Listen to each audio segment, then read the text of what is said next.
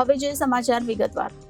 સુરતમાં ચિયા ગેંગનો આતંક ફરી જોવા મળ્યો. લિંબાયતમાં એક પરિવાર પર હુમલો કર્યો હતો તો સીસીટીવી કેમેરાના દ્રશ્યો પણ સામે આવ્યા છે. આ સમગ્ર ઘટના સીસીટીવી કેમેરામાં કેદ થઈ હતી.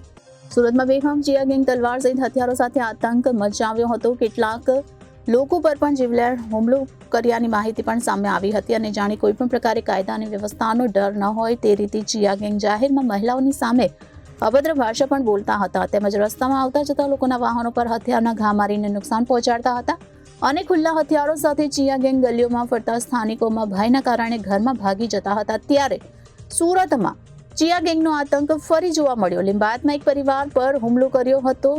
સીસીટીવી કેમેરાના દ્રશ્યો પણ સામે આવ્યા છે. તો આ હુમલાની સમગ્ર ઘટના સીસીટીવીમાં પણ કેદ થઈ ગઈ હતી, જે સીસીટીવી કેમેરાના દ્રશ્યો સામે આવી રહ્યા છે. આમ સુરતમાં ફરી ચિયા ગેંગનો આતંક જોવા મળ્યો છે.